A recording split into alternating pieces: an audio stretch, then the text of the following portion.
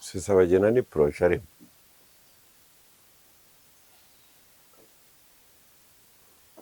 Proje uriho urumva proje ndi kuyumva. ariko numva proje biragusaba kumenya ukuntu amaproje ya civil society akora, kugaragaza nk'uje gukemura icyo kibazo cyangwa kugikora, ukigaragaza nk'uje kubikora ariko ntubikore, ariko bikakungukira. Reka duhere ku kibazo. Icyo kibazo ari kugaragaza nkaje gukemura ni ikibazo kihe wenda mu mitwe ya bamwe. ngo arashobora gukora ubutegetsi bw'u Rwanda, si byo se? Ariko yari i Kigali asubira muri Amerika atabukuyeho. Ese ubwo ikindi waza ubwira ni iki? Uvuye muri Amerika wisanze Dubai, ngo wari ugiye kuvuga ngo utwarwa n'indege y'umuvugabutumwa, utaverifiye niba ariyo, niba ariyo umuvugabutumwa byibuse. Ugeze mu ndege unyoye amayoga, ugeze kwigusinziriza ukagera i Kigali utabizi, si wambwira uwo muntu ntabwo ari fite no kuba yanyobora, n'umudugudu nawe yayobora. Sinzi impamvu nashaka no kumuvuga mu izina, ariko nanone he's insignificant mu bantu bose bigeze kubaho bari muri so called opposition. He's the most significant and most important. Ariko ari kuvuga ko kuri iyi nshuro afite ingufu ziruta iz'abandi zose. That is what he said. Politics is not about ingufu.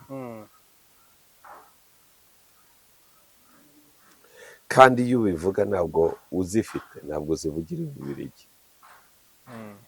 Ingufu muri politike nibazivuga barazerekana. They show, they don't say it. Ubushuti bwande bwagira ikibazo n'ubwande ninde watanzweho igitambo. Ntabwo ngomba gusobanura gutyo, ngomba gusobanura ko mu gihe FDLR yaba yari ifitanye ubushuti bukomeye cyane na leta ya Kongo, bikaba ngombwa yuko kugira ngo umubano w'u Rwanda barimo kuganira Angola wongere usubukurwa, bagomba gukuraho icyo bapfa. Nuvuga ngo inshuti zirapezanya. Niba agenda inshuti ya Pira, nawe uri inshuti ya Pira, ariko kugira ngo Pira ambonemo inyungu nyinshi cyane, bisaba yuko atandukana nawe rwose agutanga ku isahani, tukugira menu ku isahani tukakurikira. Urakomeza ubivugire muri ridoza, ariko nanjye ndabivana mu Kinyarwanda cyumvikana. Bivuze ngo leta ya Kongo yumvisha ubusabe bw'u Rwanda bwo gusenya FDLR. Yumvise ko biyifitemo inyungu, biyifitiye inyungu. Gukomeza gutsimbarira kuri FDLR ibonye harimo ibihombo byinshi kuruta kuyireka. Yego. Bishoboka yuko yanahitamo kubikinamo nka theatre igasa nk'ibarasa, ariko itabikomeje. Ariko no kubibarasa gusa nabyo nta kibazo. Yego. Ariko still ubwo bushuti n'izo nyungu ugomba kuziharanira kugira ngo zigerweho. Kuko ntabwo ntekereza yuko intambara ya M23 ari amakuru meza i Kinshasa, kandi nabo bamaze kubibona ko batazayitsinda. Kuyita rero ufata M23 ukayita terrorist group, usizaganira nabo ukikugumura, ivumbi rigatumuka agashatu ukagafungura ukadegaja uti nzabamena nzabica, igihe kirangiye n'ibiki byose bigaragara yuko ukavuga uti rero n'ikindi uti leta y'u Rwanda dushakaho iki, kirimbona na Kagame zamubaza icyo dushakira ku gihugu, yewe kandi nahagarara Goma dufite ibikoresho tukarasa i Kigali, yerere igihe ugatsinda amatora, igihe kikarangira, iki gihe cyose gishize abantu bamaze kukurunguruka. So in one way or another, intambara y'M23 ntabwo ari ikintu Kinshasa bakeneye.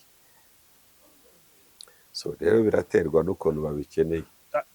Niba bakeneye cyane ko iyo ntambara ihagarara, FDL barayivunira umuheto.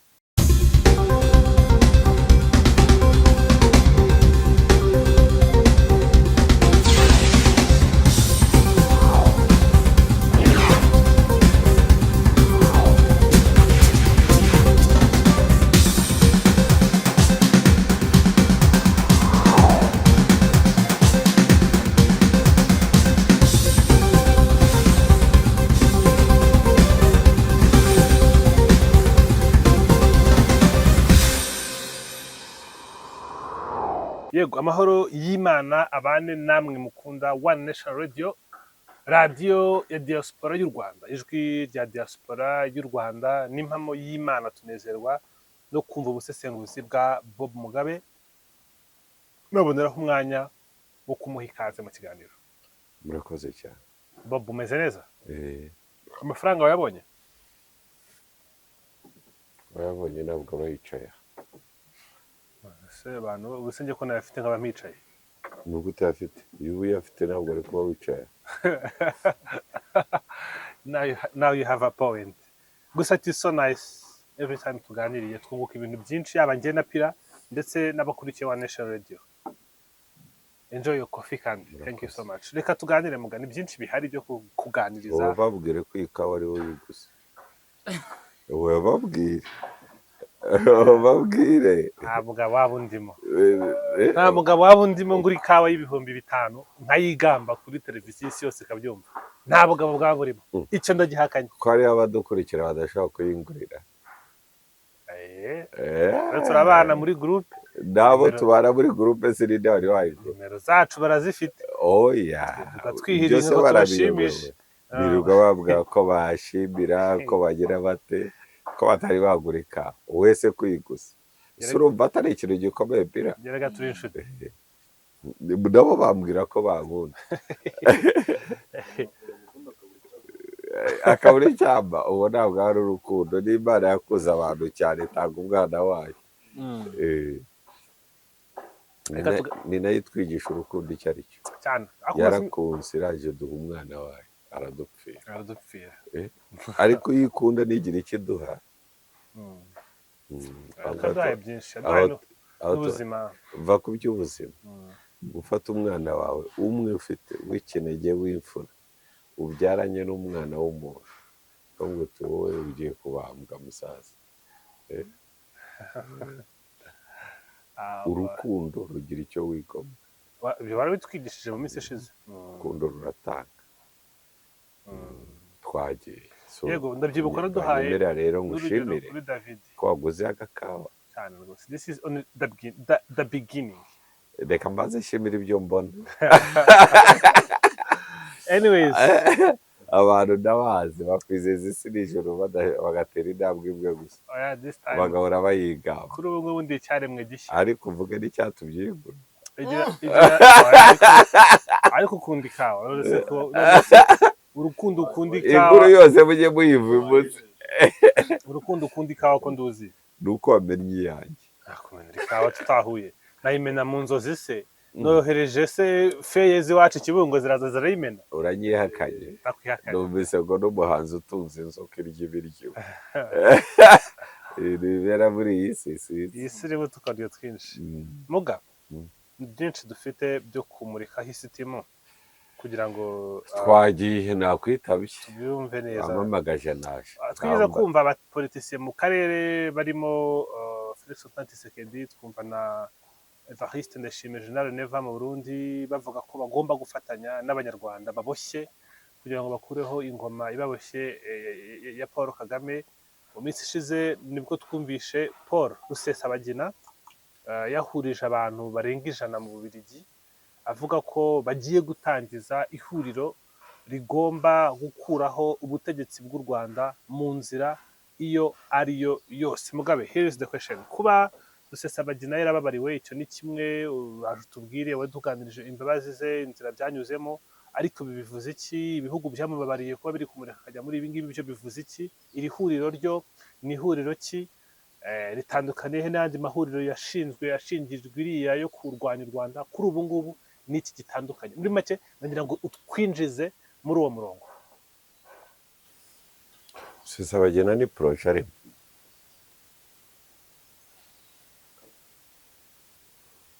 Proje urumva proje ndi kuyumva.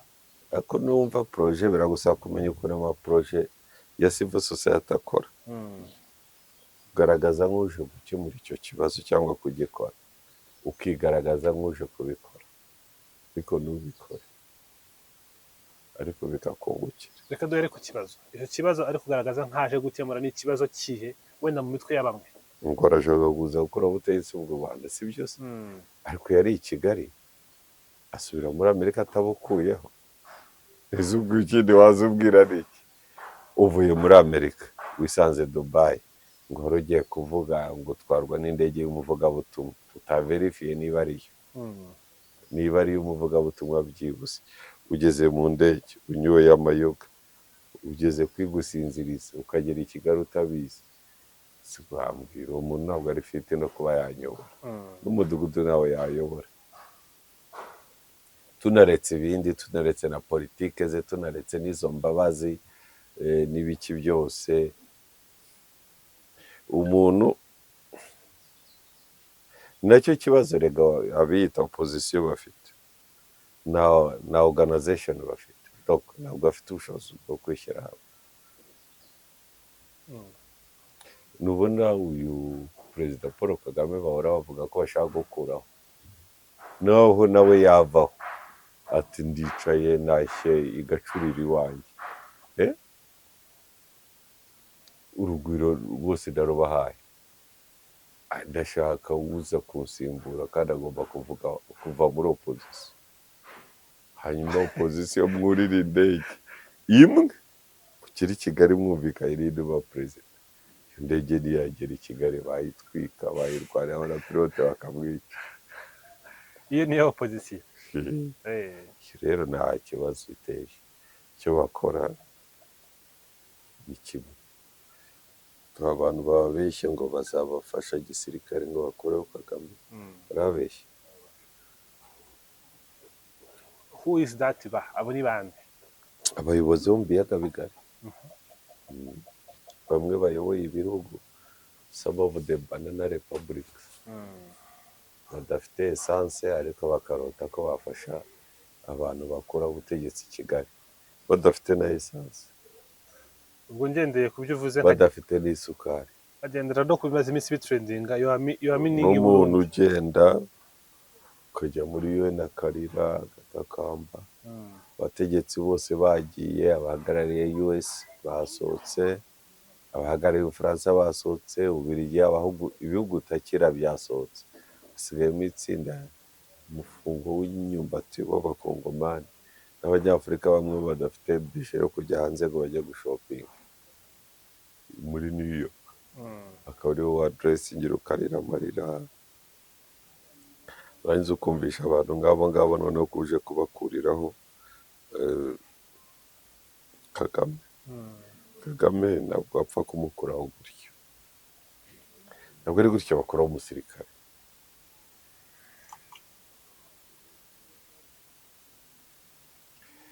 Icya kabiri, Kagame twebwe abanyarwanda nitumuruha tuzamubwira atahe kandi azabikora, iki kintu cyumvikana.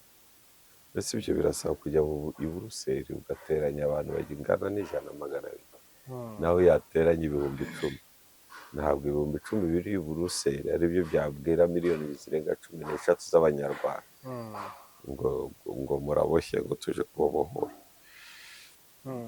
Ariko nanone ku itariki 13 hagati y'itariki 13 na 15 hateganyijwe urugendo rwa perezida wa Amerika Joe Biden azakorera muri Angola, specifically ku kibazo cya Congo, kureba imishyikirano igeze.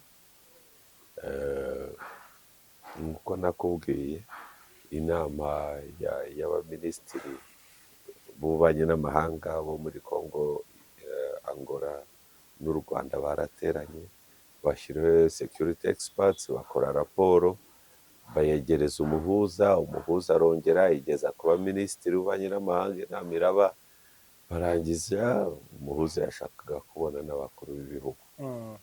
Abakuru b'ibihugu rero igihe bazahurira cyari kitaratangazwa, ariko ubwo tubonye amatariki igihe Biden azaba ariyo, bivuze ko nabo nibwo bazaba bari, kuko azahura n'abakuru b'ibihugu bya Congo n'u Rwanda. Ariko Amerika niyo wenda mu bitekerezo byawe ubona ari karifiye kuba yakemura ibi bibazo. Impamvu nyikubajije, ndahera nko kwirekura rya Paul Rusesabagina warikuwe ku ngufu za Amerika, none yasubiye muri bya bikorwa, yasabiye imbabazi, yanditse no mu ibaruwa. Amerika ko ikeneye ko ikibazo gikemuka cyangwa ikeneye ko gikomeza kuba ikibazo? Amerika iri muri politike yayo, wese uyoboye Amerika wabigenza nakora nk'uko bakora. Ni nacyo kibazo reka abanyafurika bagira, bumva ko Amerika ibafitiye impuhwe. Amerika iri mu nyungu zayo. Abirabura babonye Barack Obama agiye ku butegetsi bwa Amerika bakagira ngo hari icyo azabakorera kuko bahujwe ishusho y'uruhu, kubibagirwa ko Obama ari umunyamerika, aba ari perezida wa Amerika, agomba guharanira inyungu za Amerika. Ibyo ntibyamubujije yuko Gaddafi araswa areba anabishyigikiye. So he was after US interest. Ahantu bihuriye n'ikibazo cy'uruhu. Ubundi hagiye kuza Kamala Harris. ariko we are so confident that she's winning. Aratsinda. Ushaka umwe mushyiraho kashi. I don't bet. Gusa nayarya. Nayo wari. Aha. Ya mugore amutsinda. Umugore ni mubi cyane. Ya mugore akaze kurenza Obama. Kandi afite abantu bamushyigikiye bateye ubwoba. Biteguye no kukohereza ikuzimu mu gihe waba ubabangamiye. Abo bantu rero ari babiri. Ushatse wacisha make. Iturufu. So uriya mugore nawe naza azaza ahagarara inyungu za Amerika mu biyaga bigari. Kandi US ikirimo kubikorera byose si uko ari umuhuza mwiza, nuko ariyo polisi y'isi. Niyo polisi y'isi. Ije gukora akazi kayo. Inabivanga ikongera ikaza ikabikemura, niko ikora, ireba inyungu zayo. Ibivanga ishaka kugera ku nyungu zayo, ikabikemura ishaka kugera ku nyungu zayo. Si ubuntu, it's not humanitarian, si impuhwe, si n'ubugiraneza. Interest, inyungu. Ariko iki kintu muranyivuga nkabona mutacyumva. Inyungu. Turacyumva mugano. Ubanye n'amahanga bushingiye, diplomasi ishingiye ku nyungu. Yego. Full stop. Ishingiye ku nyungu. Full stop. Nta mpuhwe bafite abakongomani. Ninde se ubafitemo? Wese ubafitemo? Rero rwose se ko Nese ubundi waba ufitiye impuhwe. Ubu ni abanyarwanda baburaye. Wigeze naburaye. So who cares? Iyi si ni gutya ibaho. Buri muntu ari ku nyungu ze. N'ibihugu biri ku nyungu zabyo. Siza ku kantu ikintu nakora kugira ngo kinjire neza. Kereka ahubwo nimba ahubwo sinzi ikintu nakora kugira ngo nkwereke ko kinjiye neza. How do you want me to react? Ntabwo murabyumva n'abantu nganiriza kuri YouTube bakomentinga ntibarabyumva ko politike ari umukino w'inyungu. Nanagushyira muri cabinet kubera ko ari inyungu uhagarariye. Iyo mbona kuba muri cabinet yanjye nta nyungu uhagarariye, mwigizayo ngagusimbuza undi mbonamo inyungu. Ntabwo ari n'ikibazo gusa cy'ubumenyi. Political appointment ntabwo ijyana n'ubumenyi n'ubushobozi, ijyana n'inyungu. Wowe igira neza kukwegereza muri cabinet yanjye ufite iyihe potential?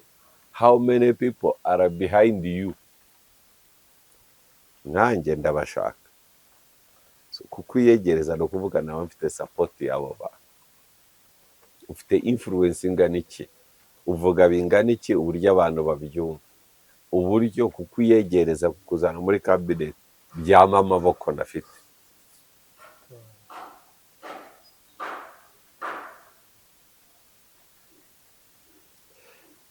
Politike ni umukino w'inyungu. Kandi ushobora gukina nabi inyungu ugahomba, kandi ntabwo uhomba amafaranga gusa, uhomba icyubahiro n'abantu bashaka kuhagwa. Nawe ubwawe. Politics minus interest is a religion. Yego. Politiki itarimo inyungu ni religion. Ariko no muri religion sigama nazirimo zinakomeye. So icyo ndibwo rero kuvuga niki? Amerika irashaka umutekano ku isi kandi igomba guharanira inyungu zayo. urwo ni urugendo buri muyobozi wese wa Amerika arwana agomba guhangana narwo, akavuga hagati y'inyungu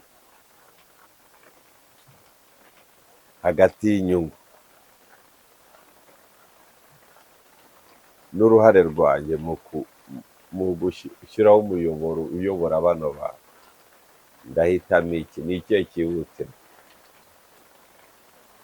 byaba ngombwa agahaguruka ati nzaza muri Angola, ntabwo ashya kandi Angola ni igihugu gikomeye cyane kirakize.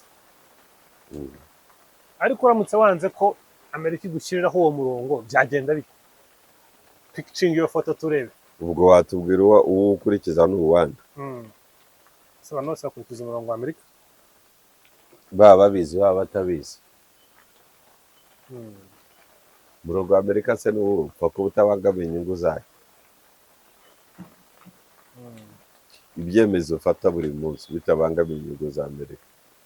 Perezida wacu Paul Kagame yafashe icyemezo cyo gukuraho caguwa, urabyibuka? I remember. So byahise abanyamerika bavuga ko bibangamiye inyungu zabo, bafatira ibihano, bahagarika u Rwanda mu muryango wa AGOA.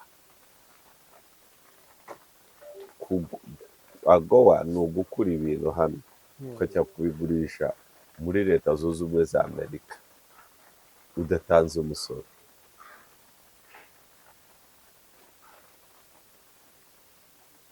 So abantu bakora imyenda mu Rwanda bayigurisha, bafite inganda bayigurisha hanze, ukuntu byabahombeje bakora muri AGOA.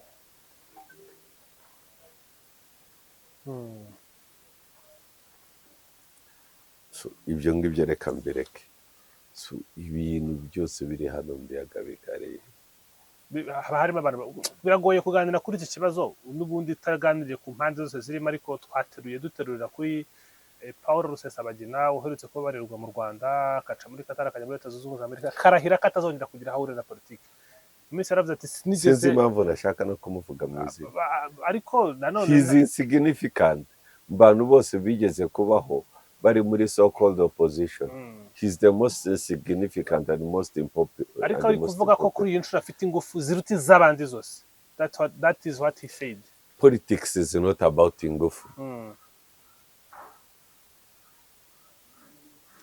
Kandi iyo ubivuga ntabwo uzifite, ntabwo zivugira ibibirigi. Ingufu muri politike nibazivuga barazerekana. They show, they don't say. Sijya numva ku ma YouTube nkurikira ngumva ngo hari abantu bakubitiwe n'inkuba mu kibira. Iyo nkuba ye ntabwo yigeze bitangaza, yarakoze. So icyo ndi bwo kuvuga ni iki, nuko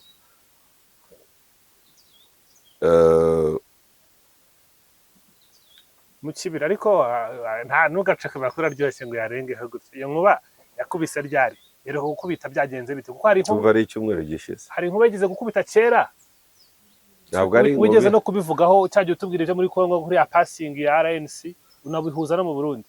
Iyo nkuba nayo Shato ari tubwira yo mu cyumweru gishize, iyo ubonaga nayo yarabakubise.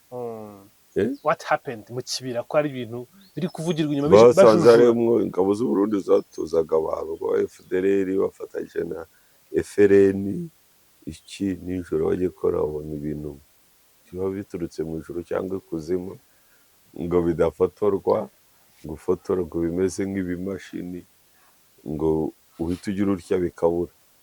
Birabarasa abantu barenga 100 ngahe barapfa. Ubwo abantu batumva kibira n'iri shyamba ryitwa Nyungwe ryageze mu Rwanda, ni ishyamba rya Nyungwe ryo mu Burundi ryitwa kibira. Ni Nyungwe ni ishyamba rimwe, mu Rwanda ryitwa Nyungwe, ryagera muri Kongo rikitwa kibira. Twigeze kumva mu minsi ishize movement ya za Wazalendo na FDLR ziri kuza zigana ku border y'u Rwanda, bariho barwaye. Yesterday bararwanaga, Wazalendo barasubiranamo n'ingabo za Kongo, FDLR nayo irasubiranamo n'ingabo za Kongo. I guess perezida Tshisekedi agomba kwerekana ko hari icyo yakoze kuri FDLR, ntekereza yuko ari byo barimo gukora. yego Kugeza ubu umuyobozi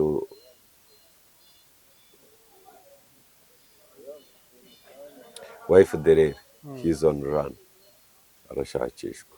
ahubwo amakuru nabonye mu kanya kuri AFP nuko yafashwe kamanda wa FDLR mu giturage cya Bishovu cya Shovu. Abo ni abantu bake hafi na Sake. Yitwa nde? Ntabwo umwirondoro we wakomeza kugirwa ibanga.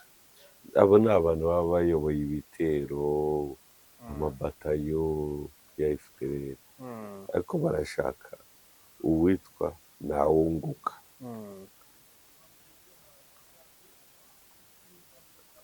Kandi Omega baramushaka, kandi natareba neza arafatwa. ukwezi kwa buki se kurarangiye ko twigeze kumva ama audio Kongo Tshisekedi amwihamagarira mu izina. Kongo ifite ikibazo kigomba gukemuka ari uko bafashe abayobozi ba FDLR. Habayeho separation hagati ya FDLR na FARDC. Ibyo ntabyo ndavuga, ariko ni operation izakomeza. Buriya gusa babonye n'itangiriro. Abantu bose bumva ikinyarwanda bari muri Goma, abaturage bumvisha amasasu, abakurikirana video za mayimayi bamwe EPSRS, abumvise video za mayimayi ya Kutumba, ni nayo iri muri EPSRS.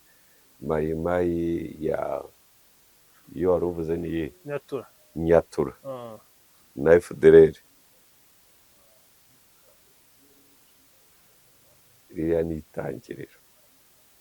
Rega ni cyaspakinze byo tangiriro kuko twari dufite umubano umeze neza. Umubano wabo ariko watezaga igihombo Kinshasa. Ngiraho ndwanaho wari uhari. Yego. Kinshasa ibona ko watezaga igihombo. Bigenda bite kugira ngo utangire? Ibyo biba muri politiki. Ushobora gushudika nawe. Yego. Iyo usanze ko ubushuti bwanjye na Pira bukomeye kureza ubushuti mfitanye nawe, mutangaho igitambo. Ngaho bishyire muri reality. Ubushuti bwande bwagira ikibazo n'ubwande ninde watanzweho igitambo? Ntabwo ngomba gusobanura gutyo. Ngomba gusobanura ko mu gihe FDLR yaba yari ifitanye ubushuti bukomeye cyane na leta ya Kongo, bikaba ngombwa yuko kugira ngo umubano w'u Rwanda barimo kuganira Angola wongera usubukurwa, bagomba gukuraho icyo bapfa. Inshuti zirapezanya. Niba agenda inshuti ya Pira, nawe uri inshuti ya Pira, ariko kugira ngo Pira ambonemo inyungu nyinshi cyane, bisaba yuko atandukana nawe rwose agutanga ku isahani, tukugira menu ku isahani tukakurikira. Urakomeza ubivugire muri ridoza, ariko nanjye ndabivana mu Kinyarwanda cyumvikana. Bivuze ngo leta ya Kongo yumvisha ubusabe bw'u Rwanda bwo kusenya FDLR. Yumvise ko biyifitemo inyungu, biyifitiye inyungu. Gukomeza gutsimbarira kuri FDLR ibonye harimo ibihombo byinshi kuruta kuyireka. Yego. Bishoboka yuko yanahitamo kubikinamo nka theatre igasa nk'ibarasa, ariko itabikomeje. Ariko no kubibarasa gusa nabyo nta kibazo. Yego. Ariko still ubwo bushuti n'izo nyungu ugomba kuziharanira kugira ngo zigerweho. Kuko ntabwo ntekereza yuko intambara ya M23 ari amakuru meza Kinshasa, kandi nabo bamaze kuyibona ko batazayitsinda. Kuyita rero ufata M23 ukayita terrorist group, usizaganira nabo kikugumura, ivumbi rigatumuka agashatu ukagafungura ukadegaja uti nzabamena nzabica. Igihe kirangiye n'ibiki byose bigaragara yuko ukavuga uti rero n'ikindi uti leta y'u Rwanda dushaka iki, tirimbona na Kagame zamubaza icyo dushakira ku gihugu, yewe kandi nahagarara Goma dufite ibikoresho tukarasa i Kigali, yerere igihe ugatsinda amatora, igihe kikarangira, iki gihe cyose gishize abantu bamaze kukurunguruka. So in one way or another, intambara y'M23 ntabwo ari ikintu Kinshasa bakeneye. So rero biraterwa n'ukuntu babikeneye. Niba bakeneye cyane ko iyo ntambara ihagarara, FDLR barayivunira umuheto. niba batayikeneye rero ari ibintu by'udukinokino ntabwo ntekereza ko M23 bakinnye kuva kera n'iyi ngiyi ikomeza kwihanganira imikino. Hanyuma ubwo ngubwo twigeze kumva leta ya Kongo cyane cyane rubaye ikimara kuvamo bavuga ko batazigira na rimwe baganira mu 23 ahubwo bagiye kurwana. Ndabyibuka byavuzwe na Patrick Muyaya, bivuze ko bigaragaye ko batashoboye kurwana na M23. Rega nicyo nakubwiraga, power when you have a political power, ifite ingufu za politiki, ntabwo bivuga, you don't say it, urabigaragaza, urabyerekana. Sikubwo kuvuga nguriya ngo igira neza yaransuzubize ariko ndakomeye akikubita ku gituza ndaje guvurira icumu. Ntabwo ari ngombwa wegenda umukubite ubutanze isomo kundi wese uzazamura agatwe ahubwo agutinya mutiriwe unavuga. True that. So ari uriya wavugaga w'umubirigi imbaraga afite yazigira ntiyari kuzivugira hariya, cyuze yari kubivugira hafi yo mu kibira cyangwa nta kintu cyamugarura mu birometero akazapfa akabungira akazakica. Gasozi kagusabye amaraso n'uyakarenze, gasozi kagusabye amaraso n'uyakarenze. ushobora no kugahuga ukagenda ukagiyo gashiga kazagushyigura neza neza ukisanga mu mutego ukurangiza. Kuri inshuro ariko banza yongeye gufatwa tutakongera kumva ngo haje amapingu na ribu. Ntabwo ntekereza ko mwamufata byabura. Fata hano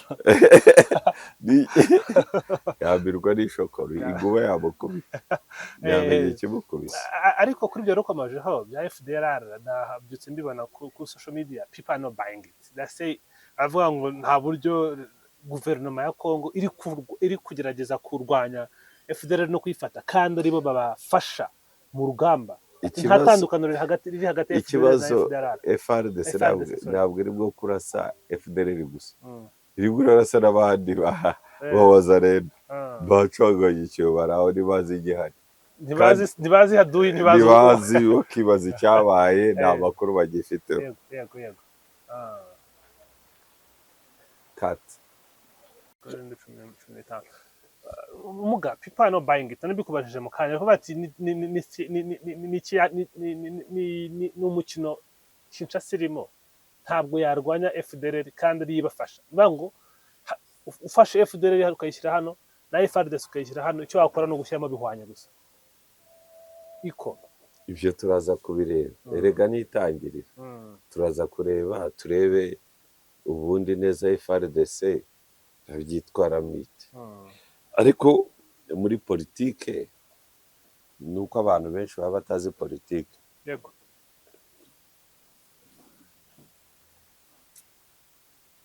Urabona ushobora kuba uri umuminisitiri w'ingirakamaro uri n'umwana mwiza abaturage bagukunda, ariko politikare jyewe niba ni perezida nkaba inyungu mutegerezemo nazibona, kabone naho waba upafominga ibyo ushinzwe ntibihagije.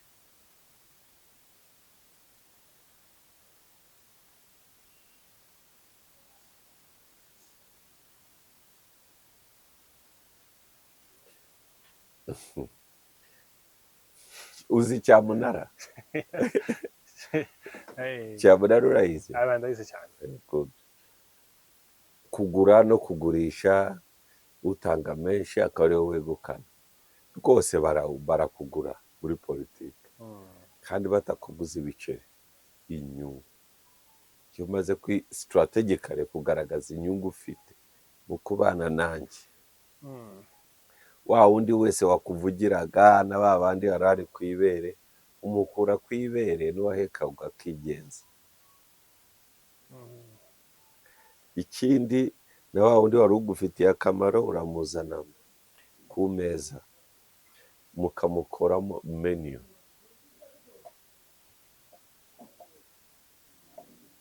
Politike ni mbi, politike ni mesho, ni umukino w'abamesho. niyo mpamvu abana beza no kugira impuhwe batashobora politiki. Politics biterwa n'ikarita usohora. Politike ni umukino w'inyungu ariko utarimo imbabazi na nkeya. Nta muntu ugutonyangirizamo imiyaga. You should always be strategically alert, guharanira inyungu zawe. Ibintu byose urimo, imyanzuro ufata, imishyikirano urimo, ibiganiro ukora, kabone naho uganira n'umuntu. Muri politike you limit even access kuba kubona, ukemera yuko abantu bakubona ari abantu ufitemo inyungu. ntabwo buri always available. Kandi abantu bagukunda cyane ntabwo aba ari buhereza access uyihereza abakwange cyane, mukabonana mukaganira. Kuko umuntu ukwanga cyane muri politike iyo mubonanye agukunda cyane kuko aba ashaka gupuruvinga ko muri inshuti. Ni nayo mpamvu mu mukino wa politiki ugomba kumenya kwiga gukoresha abanzi bawe. Bakora neza kurenza inshuti zawe kuko baba bashaka no gupuruvinga, baba bashaka no kwerekana uburyo bari inyangamugayo. Wiga gukoresha abanzi bawe. Muri politiki rero ugomba guhora ucekinga your relevance. Niba uri no muri kabineti cyangwa mu mwanya runaka, cya kintu cyatumye bakuzana uracyagifite. Niba utagifite utakaje relevance. Hari abantu, buriya abantu benshi bakunda kavuga ari jyewe namuhereza ndi perezida yakaza kandeba. No, ntabwo bemera ko bakubona, kandi uko batakubona niko barushaho kugukunda. Ibyo ni ukuri. Uko urushaho kuboneka kuri ba bantu bagukunda niko barushaho kugutekinga for granted. Kuri umuntu usanzwe. Kandi muri politiki uzirinde kuba umuntu usanzwe. Nta muntu usanzwe uba muri politiki. Kabone naho waba uvuga ibisanzwe, ugomba gusigamo akantu bakeka batakose biriya nibyo mininga. Reka ubona bya bindi bya perezida w'u Burundi yivugira ibintu bimeze ukuntu. Hariho abantu bemera yuko kariya ari agakina abatekinika abaturage. Ubundi hari umuntu ingurube yamugabiye yamugabiye Benz. Icyo gihe muri politiki iyo ugikuyeho waba akeka yuko ukina agakina, kandi wasanga ari kuri yatekereza. Ariko hariho abantu bavuga bati uriya mugabo ari yarakina abantu agakina. Icyo gihu iyo ugikuyemo ko ari gutyo umeze, abantu bose bakubona nk'usanzwe n'ubutegetsi urabutakaza. Muri politiki kugera ku butegetsi ari ikintu kimwe, ariko haba hari ikindi gikomeye cya kabiri, kugumana ubutegetsi, ukagumana ishema n'icyubahiro. Kandi ugomba gukora uburyo ibyo ukora byose bikwitirirwa. Abandi bagakora bagatekinga credit. Niko politiki imera. Politiki nta mpuhwe na nkeya na duke tubamo. Ariko ni matter of life and death. Ushobora kuzana imikino bagakinira iwawe. Ushobora kuzana imikino muri politiki ikimukira iwawe. I think so either you kill or be killed. Nta mikino. Don't play games. Kandi nujya guhitamo gukrashinga abanzi bawe, bakrashinga babibone kutigeze kuva wabaho utigeze mu Crush them totally. Uburyo nushaka kurivenginga buri imbaraga za revenge atanabitekereza, ahubwo agenda ashima Imana ko yarokotse. Politiki ni gutya imbere. You crush them totally. Uburyo n'umwana waravutse muri iyo famiye avukana atashobora kugira igitekerezo cya revenge. Njya numva ari umusore ujya kuri YouTube akavuga ukuntu Kagame ari umugome n'umwicanyi n'iki. Icyo ni amagambo y'umuntu iyo wamukrashinze totally, asigare ahigima gusa kuri umugome ariko nta kintu ashobora gukora. n'ihungabana. So you leave a mark. Ikiza cya politike, amateka avugwa n'abafite ubutegetsi n'abafite power badefininga amateka ukwawo. Nubwo twebwe nk'aba scientist, as I tell you, I'm a political scientist,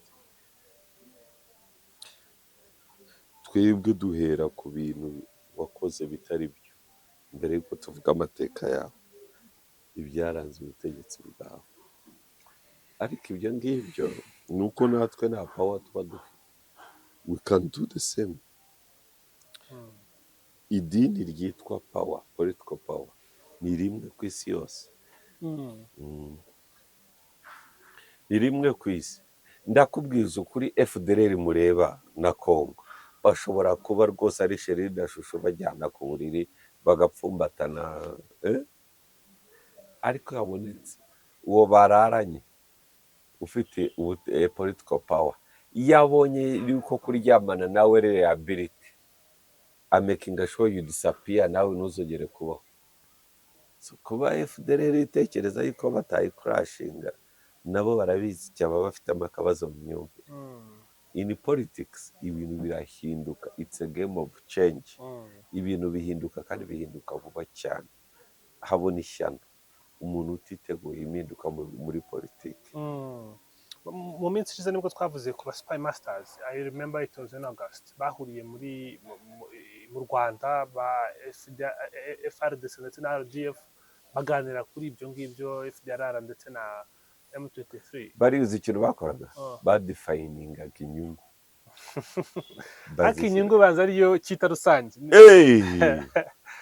Politike nta kindi yubakiyeho. Ni common denominator. Reka nicare neza. Yego, tara neza. Politike ni umukino w'inyungu. Kandi nubwo tuwita umukino, amaraso arameneka.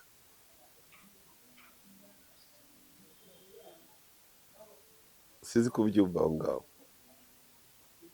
Ni umukino w'inyungu. Bariya aba security experts badefiningaga inyungu.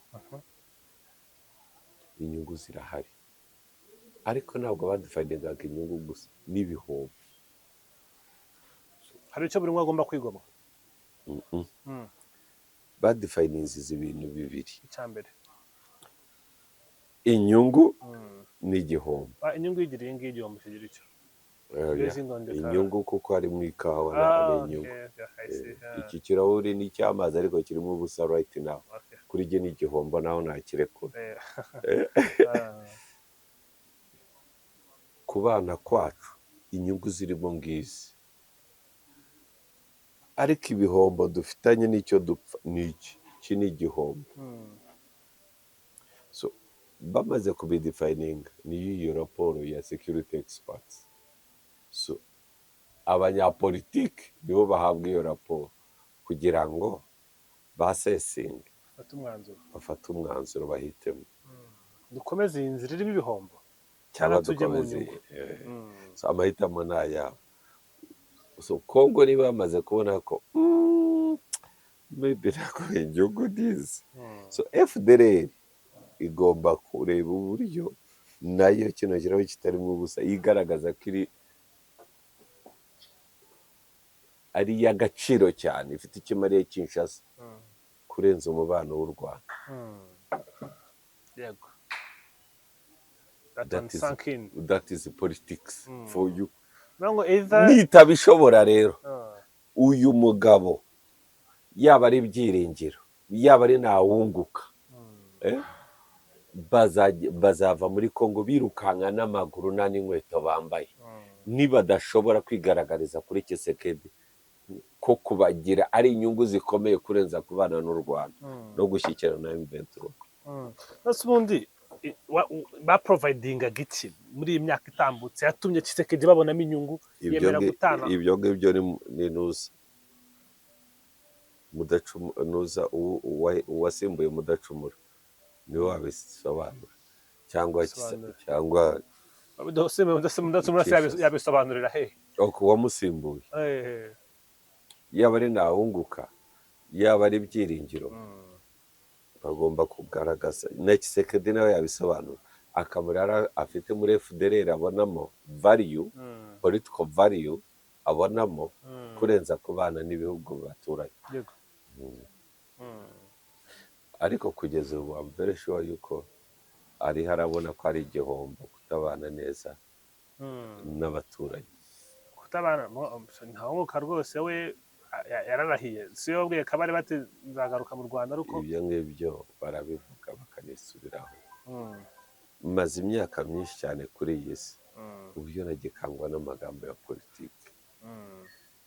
Maze imyaka mbona bavuga yuko ari inkotanyi z'amarere badashobora no guhemukira iyi leta, n'ababona ari ibisambo bagenda. Maze imyaka abasengezaga FPR aribo bavuga amagambo akomeye, bamwe mbabona muri gereza. Maze imyaka mbona abashaka kwigaragaza yuko ari inyangamugayo zitarya ruswa zirya ruswa. Maze imyaka by'abiyita senior cadres aribo mbona b'ibigwari bari mu bya ruswa n'ikimenyane. Muri politiki nta muntu ukinkangisha ko wazamutse social media kuririmba kuri intwari y'igihugu. I give you time kugira ngo dushobore kwemeranya kuri the real value you have. agaciro kanya kufite. Buriya urabona bariya abandi ureba birirwa basakuza ibiki muri uku kurahira kw'abasenateri n'ibiki byose bimaze kugaragara ko Evode, senateri Evode agifite value. Kuri gihe yavuze ijambo n'ibiki byose mukamuvugaho ibiki, banyishakisha ikintu kimwe, political value uracyayifite? Nayifite. Ni iki gifite gishimangira ko Evode gifite value? Kwamamaza deputy speaker bakamutora. That's one. Cya kabiri, umukuru w'igihugu kwemera yuko ibyo yakoze ari byo, ndetse akanavuga yuko abandi bakwiga kuri iyo strategy. Abivuga in a sarcastic way. Avuga ati Evode yabanje kuducura umwuka, kuducura oxygen. Ariko avuga ngo sinzi niba amayeri y'ikinyabupfura ari amayeri y'ikinyabupfura cyangwa ari ikinyabupfura cy'amayeri. Ariko ari gukonizinga ko byakoze. It was waste of time. Kuko hari ikindi cya gatatu utabonye. Umukandida yamamaje Sore yagiye wenyine, nta wundi muntu bari kumwe biyamamaza. Muri make nkoze imibare ya politiki, Evode yari afite n'ibanga rya FPR kuko bemeranyagaho noneho ugomba kuba speaker. Ni nayo mpamvu yakajugunyeho deputy speaker. Niyo mpamvu yakajugunyeho ngo ni inkotanyi cyane. Uri urumva? Yari yaba baragiye. Ni ukuvuga ko political value ya Evode iracyahari ndetse nyinshi cyane kurenza iyo abantu bakeka. Evode nanjye ndabyemera ndayifite. Andi nimuzikange manda ya Evode irangiye abo minisitiri mukuru mu bintu bikuru cyane bya leta. Bizarangira umwaka utaha. Kuri ubundi yabaye umuminisitiri mukuru mu bintu bikuru bya leta. Yari state minister muri minisiste. Yari state minister. Ashinzwe itegeko nshinga n'andi mategeko. Twose ntitwari ngombwa, ariko ndabizi yuko kandi kuko ibyo byose icyo ushinzwe turagishaka. Iyo ugifite political value na minisiteri twayihimba because of you. Urabona agiye Mugabe wicaye ngaha muri mwe kuganira leta guverinoma y'u Rwanda imbonamo value, perezida Paul Kagame akambonamo value kunyiyegereza ko ari ibintu by'ingenzi igomba kuba muri cabinet. Minisiteri muzi yanahimba n'iyanjye akayita n'indi zina akayihereza n'inshingano, n'abakozi bagahabwa akazi n'imishahara ikaba myinshi because of one person. minisiteri yo guhindura imitekerereze y'abanyarwanda. urumva wowe bivuga na political power ufite. The person who has a political power aba azi no kureba political value. Iyo political power ishatse political value ikaboneka, umwanya bawita amazina yose bashaka.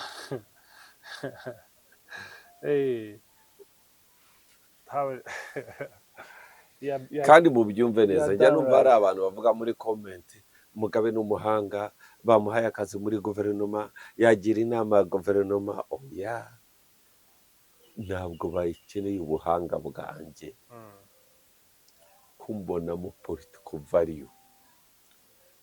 Uragira utari benshi bari iyo ngiyo badafite ubuhanga buhagije ariko bari mu myanya kubera ko bafite value cyane rwose. Bafite icyo bazana ku meza, ushobora gusanga bafite ikitandukanye bashyira icyo bazana ku meza, akenshi bakizana batabizi ko bakizanye. Ubabonamo political value aramuzana.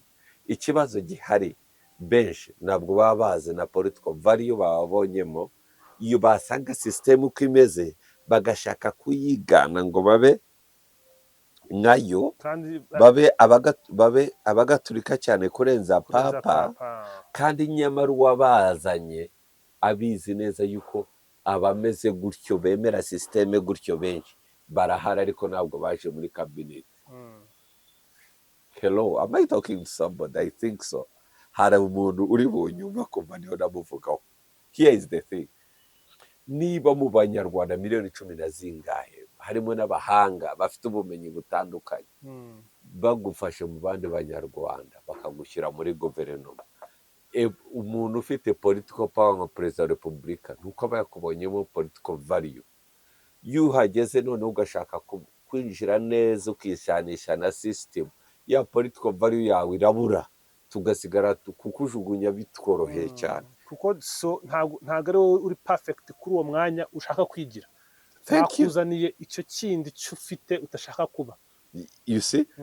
Bakuzaniye uko wari umeze hanze nuko wabagaho na value bakubonamo. Icyo kintu gitumye bakuzana kugira ngo icyo kintu kizabagiraho kibageze. Ariko iyo ugeze muri system ugashaka kuba nkayo ikaguhindura, wasanga harimo barya ruswa nawe ukarya ruswa, ukiga imvugo zabo, ukiga imikorere yabo, uri uratakaza value cyane rwose. Tugombe twumvikane yuko for you to be in a cabinet, kugira ngo ba minisitiri mu nama y'abaminisitiri muri cabinet, ntabwo bigusaba ubuhanga bwihariye. Hari agaciro uhagarariye, ako gaciro tugira akakuzanya, turagashaka muri cabinet. Nitugerayo, benshi bagerayo bagatekereza ko ari ubuhanga bwihariye babazaniye. Niba uri na minister wa finance, na nubwo ari we the best economist in the country, na nubwo uri mu batanu ba mbere, oya, there is this value. Hariho abari muri cabinet because they are value, nuko they are loyal to the president and the system. And the reality also, it is a value. It is a value. It's a value. Ariko nanone abantu bose bari muri cabinet ntabwo bariyo because of loyalty. Hariho n'ubusazi bw'abantu bameze nka Mugabe, ubusazi bwanjye bukakujyana yuko uko bakeneye iyo value, wagera ugashaka to conform nk'abandi ukuntu bitwara, bikagupfana ukasigara uri igishushu. Reba nk'ubu ngubu like you are talking, ukuntu uvuga ingingo zose ukayivuga nk'uko uyumva, probably RB ikagwa nk'ikiganiro nk'iki ngiki ngo ugikore, and then ugatangira kugikora nk'uko bo babikora. Urumva, urabona uko nkora gutya, kuko ndabizi RB yagiye nsaba kenshi, atasimu yakiriwe deje, yagiye nsaba kenshi ko muri biganiro. Njye nkabona ukuntu bameze n'ukuntu organization yabo ntabwo nyikwiramo, ntabwo imereza uburyo bwo kwisanzura, uburyo nakumva nisanzura. So ni ukuvuga wasanga RBA ugasanga umurongo barimo ugashaka kuwufitingamo cyane kurenza Kagabo. You have lost the value bakuzaniye. kandi you have to be you. yes uzi abantu bagiye bava kuri TV10 arabika bajyana bamwe bakagerayo bagashaka kuba barabiye cyane kurenza abarore batakaza value yabo kandi you have to have an identity. abantu benshi they don't have identity. I agree. Si no muri politike gusa no mu buzima busanzwe. Ikindi perezida wa repubulika nakwapointinga akagushyira mu mwanya runaka mbere y'uko umenya ibintu byinshi know the value, what do you represent. Bakagombye gutanga amaturo n'inomero yanjye muyishyireho kuko ibi ndabizi neza. This is consultancy, this is free consultancy, ni pro bono political consultancy.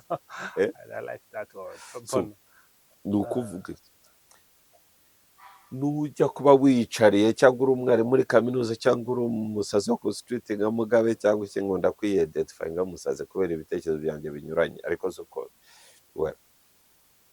ukuva perezida wa repubulika barakwapointinze, telefone zitajya kugwa felicitation ibiki. Be careful. Shimira perezida wa repubulika niba ari kuri Twitter, niba ari kuri ibisigaye abanyamakuru ibyo bakubaza CBC cyewe nzagenda nkora ibyo nshoboye kandi bazanyereka ibyo nkwiye gukora. Fata amezi yawe ya atatu ya mbere, know the value you represent. Cyane numara kubimenya uzakora neza akazi kawe. Be yourself. Thank you so much. Create your identity. Muga Karama. urakoze cyane Bakarama. Murakoze cyane. Mani ngumugisha. Namwe. Weekend nziza. Namwe.